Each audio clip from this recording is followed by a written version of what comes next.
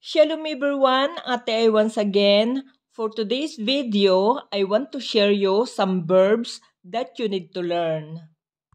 In Hebrew, we often use verb lilbosh every time we want to put on or to wear something.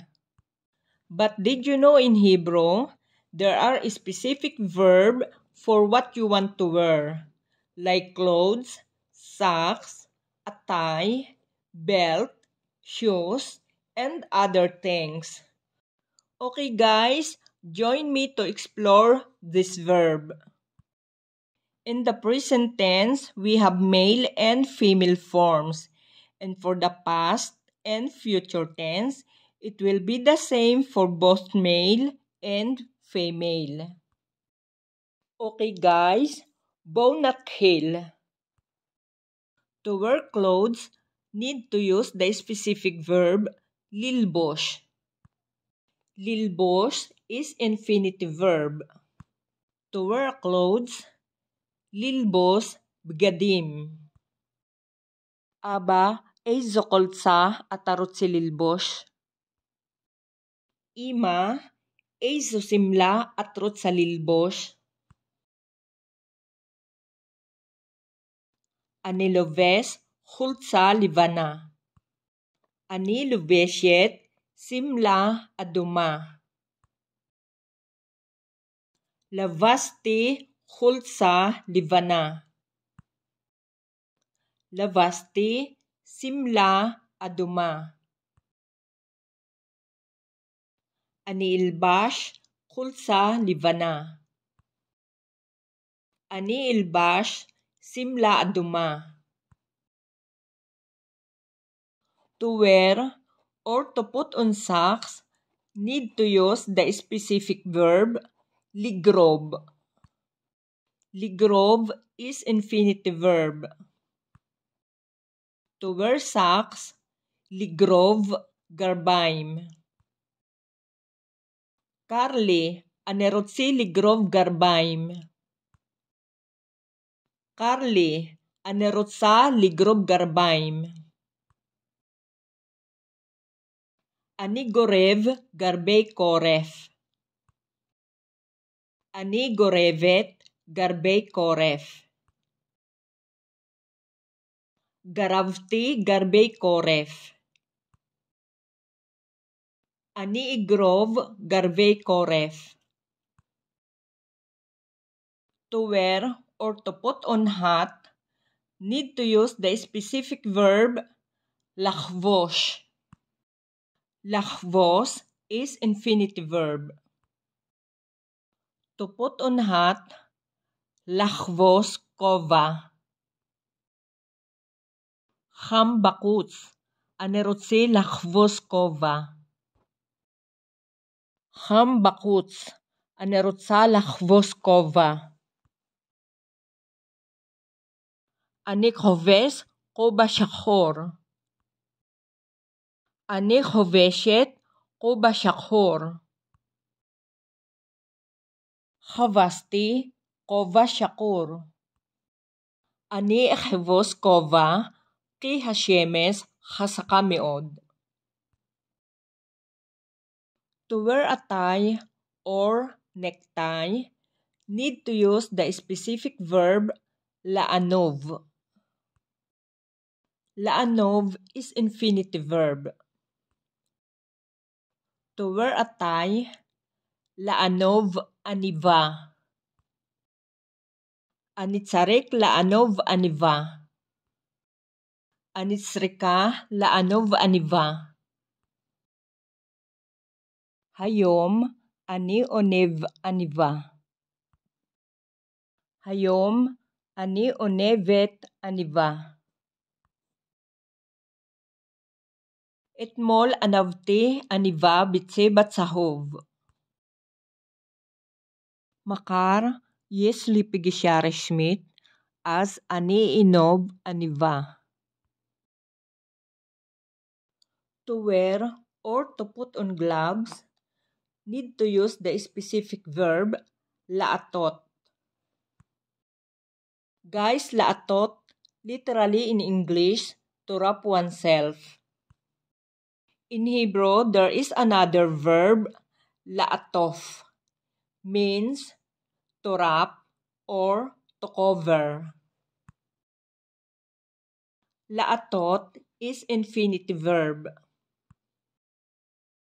To wear gloves, la'atot kfafot. Ani lo רוצה לעטות כפפות. אני לא רוצה לעטות כפפות. אני עוטה כפפות מהאור. אני עוטה כפפות מהאור. אתמול עטיתי כפפות מהצמר כי קפוא בחוץ. הידיים שלי קרות, אז אני העטיתי כפפות. To wear or to put on shoes, need to use the specific verb linol. Guys, the other meaning of linol, to lock. Linol is infinitive verb. To put on shoes, linol na'alaim. אני רוצה לנעול את הנעלי ספורט שלי. אני רוצה לנעול את הנעלי ספורט שלי. היום אני נועל נעלי ספורט. היום אני נועלת נעליים שטוחות. אתמול נעלתי נעלי ספורט. מחר אני אנעל את הנעלי ספורט החדשות שלי. To wear a belt, need to use the specific verb לחגור. לחגור is infinitive verb. To wear a belt, לחגור חגורה. אני רוצה לחגור את החגורה האור שלי. אני רוצה לחגור את החגורה האור שלי. אני חוגר חגורה מהאור. אני חוגרת חגורה מהאור. חגרתי חגורה מהאור. אני אחגור חגורת אור. To wear glasses, need to use the specific verb להרכיב. להרכיב is infinitive verb. To wear glasses, להרכיב משקפיים. אני רוצה להרכיב משקפי שמש. אני רוצה להרכיב משקפי שמש. אני מרכיב משקפי שמש. אני מרכיבה משקפי שמש. הרכבתי משקפי שמש. אני ארכיב משקפי קריאה כדי לראות טוב יותר. To wear or to put on jewelry or a watch, need to use the specific verb לענוד. לענוד is infinitive verb. Jewel, תכשיט. jewelries, תכשיטים. To wear or to put on jewelries, לענוד תכשיטים.